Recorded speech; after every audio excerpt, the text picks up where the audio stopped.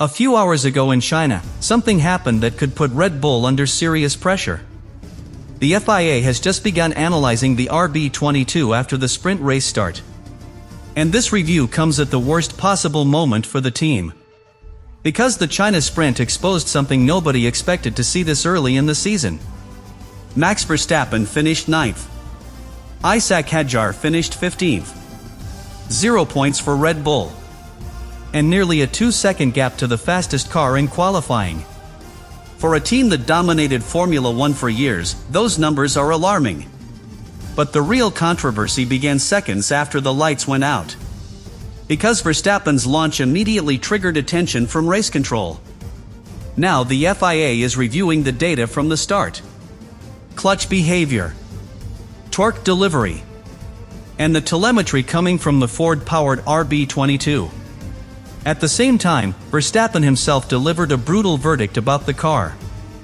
No grip, no balance, no confidence in the rear. Those are his exact words. Which raises a much bigger question for this season. Did the China sprint reveal a simple setup problem for Red Bull? Or are we watching the first real sign that the RB22 could be a serious problem for the team? Because what happened in Shanghai may have just changed the direction of the entire 2026 Formula One Championship. Subscribe now, because by the end of this video you will understand why the FIA investigation into the RB22 could become one of the biggest stories of the season. The warning signs for Red Bull in China did not begin when the sprint race started.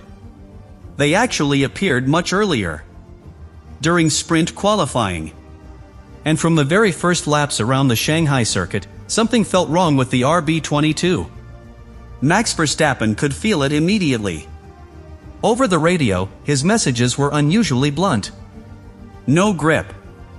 No balance. No confidence in the rear of the car. For most drivers, that would already be a serious concern. But for Verstappen, it is even more critical. Because his driving style depends on attacking corners aggressively. He brakes later than most drivers. He rotates the car sharply into the apex. He commits to the corner before the car even fully settles. That approach only works if the rear of the car is stable. If the rear moves unpredictably, the entire driving style collapses. And that is exactly what Verstappen was experiencing in Shanghai. Every time he tried to push harder, the RB22 pushed back. The rear stepped out during corner entry. The car hesitated on exit. And instead of attacking the lap, Verstappen was forced to manage the instability. That is the worst situation for a driver fighting at the front. Because when confidence disappears, lap time disappears with it. The Shanghai circuit only made the problem more visible. The opening sequence of corners is one of the most demanding on the entire Formula One calendar. A long tightening turn that requires perfect balance. Then comes the enormous corner that leads onto the back straight. One of the longest continuous corners in Formula One. If the car slides even slightly in that section, the lap time evaporates. And throughout qualifying, that was happening repeatedly to the Red Bull. Meanwhile, their rivals looked far more comfortable. Mercedes immediately showed strong pace. Ferrari looked competitive. McLaren continued its consistent performance. And by the time sprint qualifying reached its final phase, the numbers were already alarming for Red Bull. George Russell placed the Mercedes on pole for the sprint. And Verstappen was almost 2 seconds slower by the end of the session. In modern Formula One, that kind of gap between top teams is almost unheard of. But what worried Red Bull engineers even more was the pattern of the lap times. Normally, as rubber builds on the track surface, grip improves. Cars become easier to drive. Lap times drop. But in China, the RB22 did not improve at the same rate as its rivals. While Mercedes, Ferrari, and McLaren continued finding time, the Red Bull struggled to keep up. That kind of behavior usually points to a deeper issue. Possibly an aerodynamic imbalance. Or a car that operates inside an extremely narrow performance window. In simple terms, everything has to be perfect for the RB22 to perform. The ride height. The tire temperature. The aerodynamic load. If even one of those variables shifts slightly, the balance of the car collapses.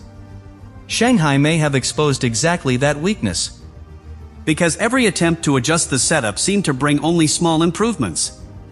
Nothing dramatic. Nothing that could close a gap approaching 2 seconds. By the end of sprint qualifying, Verstappen found himself starting only 8th on the grid. That position created a dangerous situation for the race. Starting in the midfield changes everything. Dirty air. Constant pressure from behind. No clean track to control the pace. And when the lights go out in that environment, the race can become chaotic very quickly. But what nobody inside the Red Bull garage expected was that the very start of the sprint race would soon attract the attention of the FIA. Because seconds after the lights went out in Shanghai, the launch of the RB22 triggered a deeper review inside race control. When the grid formed in Shanghai, the tension inside the Red Bull garage was already obvious. Max Verstappen was starting only 8th. A position he rarely finds himself in, especially during a sprint race. Starting in the middle of the pack immediately changes the entire dynamic of a race. Instead of clean air, there is turbulence. Instead of controlling the pace, there is constant pressure from cars behind. And every mistake becomes much more dangerous. But when the 5 red lights appeared above the grid, all of that disappeared for a moment.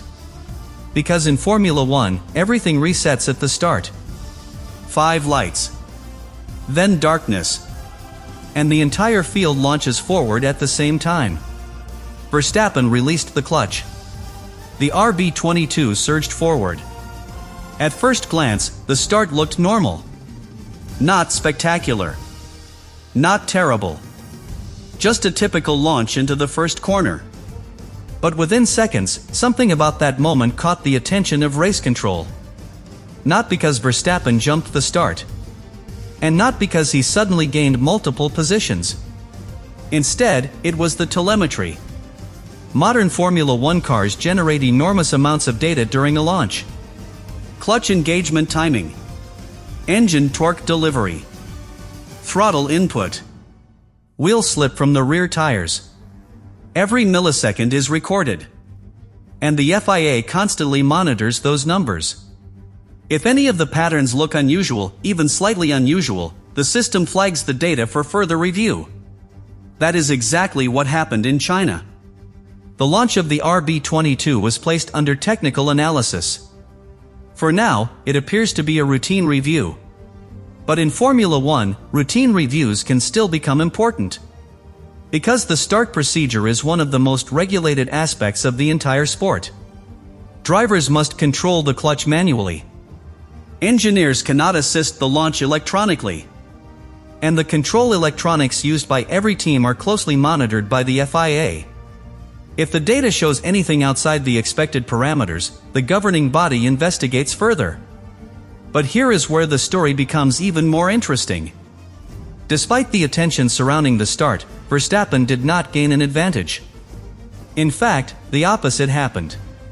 Within the first laps of the sprint, the RB22 began losing ground. Cars behind started closing in. The midfield pack became tighter.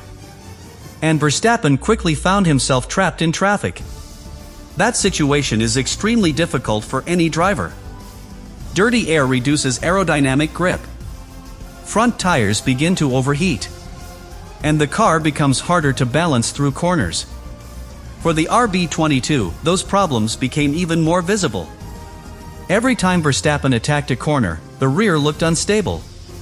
The car hesitated during direction changes. And instead of attacking the cars ahead, he had to focus on defending his position. Lap after lap, the pattern repeated. The Red Bull simply did not have the pace.